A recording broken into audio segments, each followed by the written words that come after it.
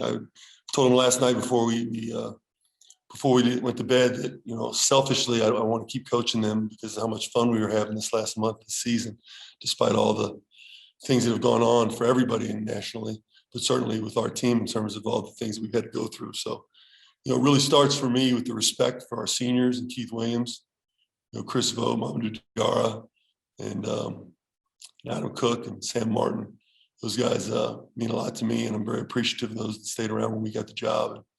And I thought last night's second half was a testament to Keith Williams and how hard our guys wanted to play to get him back on the court again. We just ran into a buzzsaw. Houston is not only elite when they make shots, and they do against us in the last two games. They're going to make a deep run in the NCAA tournament when they play like that. So, hats off to them. Bottom line is, we'll be back. We got a really young nucleus, and like we said, we won a championship last year. Play for a championship this year. Not the outcome we wanted, but certainly not hanging our heads in terms of our ability to take this and go from there. Okay, we'll take questions for Coach Brannen. Please use the raise hand feature in Zoom to get in the queue, or drop a note into the chat if you can. We'll start with Justin Williams from The Athletic, please. Coach, you obviously knew Houston was going to be a tough opponent. What was the hopeful game plan coming into this one? Well, I think what's going to happen is, people are going to look at the score and they're going to take their own, that's not the narrative of this team, this game, in my opinion. What they make shots like that. Our goal was to get our defense set every time down, meaning we took good shots, didn't turn the ball over, and had good offensive possessions. And then we try to make those guys passers. And we didn't do either. When they did pass, how many assists? They have 20-some assists. So they're a low assist team. And so they made all the right plays. And we threw every defense we had. 2-3-1-3-1, man. We ran and jumped in different parts of the court. We unloaded everything we had, and it just wasn't enough tonight. Go next to Keith Jenkins, Cincinnati Enquirer. John, you talked about Jeremiah taking that next step and becoming that guy and what comes with that. He made the all-tournament team. Can you just talk about his performance over these last three games? I mean, it's the season, Keith. I mean, I thought he's, one of the most improved players in the country. He loves Cincinnati. He loves the jersey he puts on every day. And he plays like a young man who plays in Cincinnati. I mean, he's hard-nosed, talented, committed. Has really matured a lot in his decision making and his, the habits that he has in terms of being really disciplined and understand what the opportunity he has as a student athlete. And really proud of his maturation. Comes from a great family, so I'm not surprised. But I think he's made tremendous strides in every aspect of his life. When I say that, I mean consistent academically, consistent work ethic, his consistent basketball. Go to Jeremy Rauch, please, Fox 19. Hey, John, I'm sure you'd be encouraged about your group regardless, the young guys in your team heading into next season. But considering how they played and how you won 9 of your last 13 games, how much more of a boost does it give those guys and your confidence in what this group can be going forward? Yeah, I told him, don't let, that's what I meant, Jeremy, when I said, don't let this be the narrative. It's one game. It's a singular game. And, guys didn't play. I mean, Mike 1 for 7, Mason 1 for 7. They're a lot better than that typically, and they know that. I think we got a chance to be elite. I really do. I told it that freshman and sophomore class is really good, and we still got to add some pieces, and we'll do that.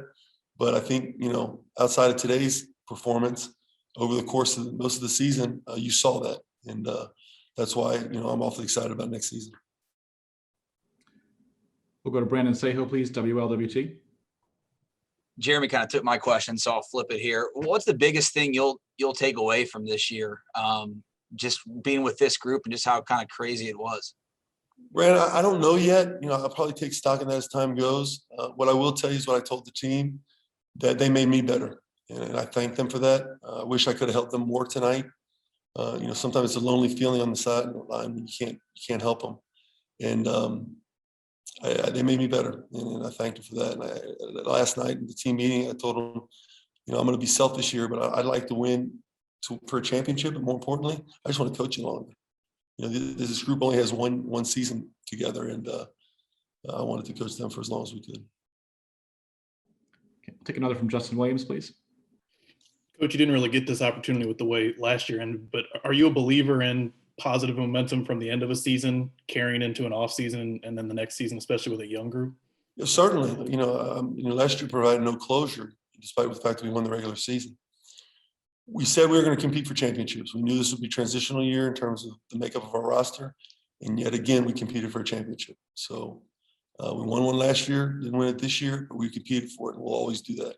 And so I do see positives, but right now it's kind of like seeing the road through the raindrops. Right now, you can't see anything other than what's right in front of you. And that was a very difficult game for us and some seniors that don't get a chance to do that again.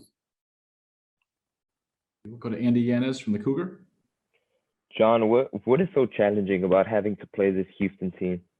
Well, first of all, they're elite defensively, and then when they're making shots, it makes it makes it extremely difficult to compete when they're making shots. And for some reason, when they play us, boy, do they make shots at a high level. Okay, time for a couple more. We'll go to Justin Williams again, please. Coach, however much you're able to share, what did Keith Williams have to go through basically just to be back and able to play today? Yeah, I was told I don't know exactly. All I know is he was there last night. They told me not to get into details of any injuries, so I'm doing what I'm being told to do.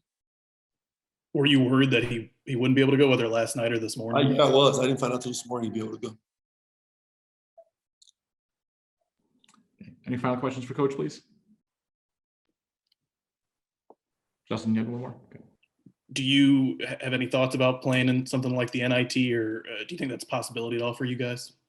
I don't know if we get selected with our overall record, but I haven't thought about the NIT, so I guess we'll regroup and figure that out.